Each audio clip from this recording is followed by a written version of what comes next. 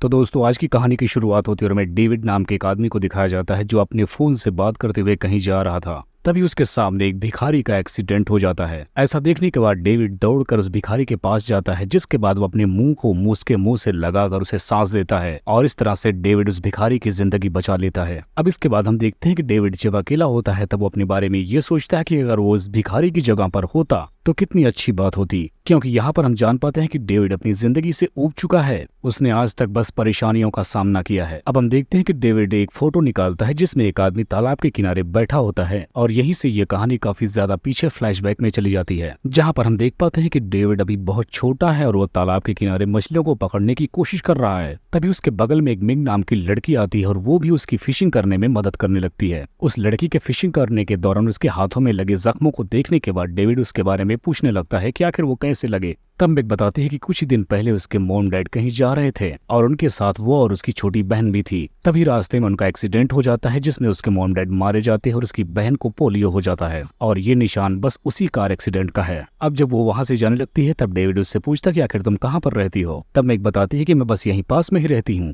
जिस पर डेविड उससे बोलता है कि तब तो हम पड़ोसी हुए, क्योंकि यहाँ पर हम दोनों के अलावा कोई और नहीं रहता। अब अगली सुबह हम देखते हैं कि डेविड उसी लड़की के घर की एक लड़की की रॉल्स के साथ घूम रहा होता है, जहाँ पर वो उस लड़की के बारे में पूछता है तो रॉल्स बताता है कि वो मेरी सगी बहन नहीं है बल्कि वो मेरी स्टेप सिस्टर है। अब जब सारे बच्चे रूथ के घर पर होते हैं तब रूथ उन्हें बताती है कि वो कार्निवल फेस्टिवल में हाफ स्कर्ट पहनकर डांस किया करती थी। यहाँ पर हम देखते हैं कि रूथ ने अपने बच्चों को काफी ज्यादा फ्रीडम दे रखी थी। वो अपने सामने सारे बच्चों को सिगरेट और दारू पीने देती थी, जिसके साथ साथ वो खुद उनके साथ पूरी तरीके से फ्रीडम होकर रहती थी। अब इसी रात सारे लड़के मिलकर मेग को बिना कपड़ों के देखने का प्लान बनाने लगते हैं, लेकिन यहाँ पर डेविड सबको ऐसा करने से मना करता है, लेकिन उसकी बात कोई नहीं सुनता। वो सारे बच्चे छत पर चढ़कर मेग को देखने लगते हैं, लेकिन तब तक मेग अपने रूम की लाइट बंद कर लेती है, जिसकी वजह से वो लड़के उसे कपड़े बदलते हुए नहीं देख पाते। अगले दिन हम देखते हैं कि रोज सारे बच्चों को पेड़ से सिल्क वॉर्म निकालना सिखाती है, जिसके बाद वो मेग को भी ऐसा ही करने को कहती है, लेकिन वो ऐसा करने से मना कर देती है, जिसके बाद रूथ उसे और उसकी बहन को कपड़े धुलने के लिए सजा के तौर पर कहती है। इधर हम देखते हैं कि डेविड अपने लिए एक बर्गर खरीद रहा था, लेकिन तब तक उसके पास मेग आ जाती है और वो उससे अपने लिए भी बर्गर खरीदने के लिए कहने लगती है, क्योंकि उसने 2 दिनों से कुछ नहीं खाया था, क्योंकि रूथ उसे ये कहकर खाना नहीं दे रही थी कि वो खाते खाते काफी ज्यादा मोटी हो जा रही है। अब डेविड को रूथ का ये बिहेवियर बिल्कुल भी पसंद नहीं आता। अब अगली सुबह हम देखते हैं कि मैग डेविड के घर पर आती है, जहां पर वो डेविड को एक पेंटिंग देती है। ये वही पेंटिंग होती है जिसे हमने कहानी की शुरुआत में डेविड के हाथों में देखा, जहां से कहानी फ्लैशबैक में आती है। लेकिन डेविड उसे लेकर रूथ के पास चला जाता है, ये सोचकर कि शायद मैग ने उसके लिए ये पेंटिंग बनाई है। लेकिन रूथ जब उस पेंटिंग को देखती है तब उसे सारा माजरा समझ में आ जाता है कि ये पेंटिंग उसके लिए नहीं बल्कि डेविड के लिए बनाई गई है। जिसके बाद रूथ मैग के पास जाकर उसे बहुत गंदी गंदी गालियां भी देती है।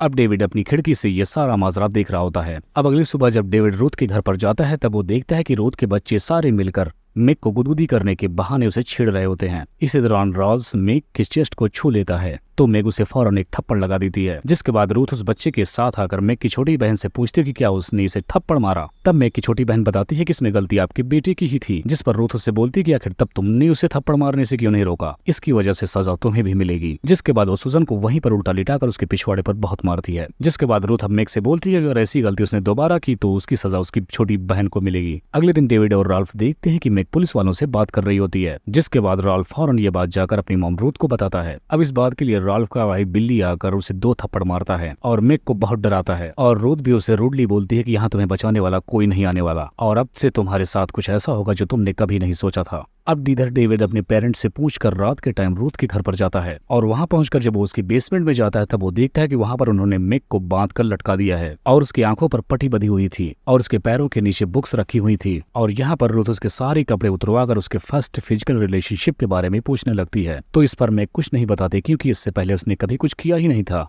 तब इधर टोनी मेग को छूने की कोशिश करने लगता है, तभी रूथ उसे रोक लेती है, ये कहते हुए कि वो एक वैश्या है और वैश्या को छुआ नहीं जाता। अब अगली सुबह हम देखते हैं कि रूथ मेग को जाकर ब्रेड खिला रही होती है, लेकिन यहाँ पर मेग की हालत इतनी खराब थी कि उससे ब्रेड नहीं खाया जा रहा था। तभी गलती से यहाँ पर मेग के हाथों से चाय की कप गिर के टूट जाती है।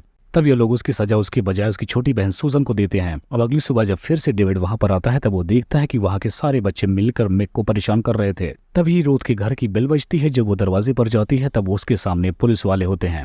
तब वो पुलिस वाला रोज से मैग और सूजन के बारे में पूछने लगता है। तब रूथ उससे झूठ बोलती है कि वो मार्केट गई है। इधर नीचे हम देखते हैं डेविड मैग के साथ होता है, जो बोलता है कि आज रात वो पीछे से बेसमेंट का दरवाजा खोल देगा ताकि वो यहाँ से भागकर पुलिस वालों के पास जा सके। बाहर डेविड पत्थर के नीचे कुछ पैसे भी उसके लिए रख देता है, जहाँ पर मैग ने उसे रखने के लिए कहा था। अब जब डेविड अगली सुबह जाकर फिर से उस पत्थर के नीचे पैसे चेक करता है तो वो वहीं पर होते हैं, जिससे डेविड को ये बात पता चल जाती है कि मैग कल रात को नहीं भाग पाई। और जब वो फिर से चुपके से बेसमेंट में जाता है तब वो देखता है कि रूथ विली से मैग का रेप करवा रही थी। यहाँ पर रूथ सबको बता रही थी कि पिछली रात उसने भागने की कोशिश की थी, जिसकी सजा उसे अब मिल रही है। जिसके बाद अब रूथ डेविड को देखती है तो डेविड को उसका रेप करने के लिए बोलने लगती है, लेकिन डेविड ऐसा करने से मना कर देता है। जिसके बाद अब रूथ खुद मैग को बुरी तरीके से टॉर्चर करती है और उसके प्राइवेट पार्ट को आग से जलाने की कोशिश करती है। डेविड से यह सब कुछ देखा नहीं जाता, तब वो वहाँ से भागने की कोशिश करता है, लेकिन तभी बिली उसे पकड़कर बोलता है कि तुम मैग को टॉर्चर होता हुआ देखो। लेकिन डेविड से इतना सब कुछ देखा नहीं जाता और वो नीचे गिरकर बेहोश हो जाता है। अब कुछ टाइम बाद जब डेविड को होश आता है तो वो खुद को खुद रस्सी से बंधा हुआ पाता है, लेकिन वो कैसे भी करके अपने आप को छुड़ा लेता है। और फिर वो जाकर मैग से पूछता है कि आखिर वो पिछली रात वहाँ से भाग क्यों नहीं पाई। तब मैग की बहन सूजन आकर बताते हैं कि वो बस उसकी वजह से नहीं भाग पाई, कि अगर वो खुद भाग जाती तो मुझे ये लोग बहुत टॉर्चर करते। ये बात सुनने के बाद डेविड को बहुत गुस्सा आता है। उसे वहाँ पर कुछ रुई पड़ी हुई दिखाई देती है। तब उसके दिमाग में एक आइडिया आता है। वो उसमें आग लगा के उससे खूब सारा धुआं पैदा कर देता है, जिसे देखने के बाद रूथ फौरन नीचे आती है और वो पीछे से रूथ पर वार करके उसे वहीं बेहोश कर देता है। जिसके बाद वहाँ पर विली आ जाता है। फिर डेविड उससे लड़ाई कर लेता है, लेकिन धुआं घर से बाहर जब निकल रहा होता है तो पुलिस को ये बात पता लग जाती है। जिसके बाद पुलिस फौरन बेसमेंट तक आती है और रूथ के बच्चों को अरेस्ट कर लेती है। जिसके बाद अब डेविड मैग के बगल में लेट जाता है।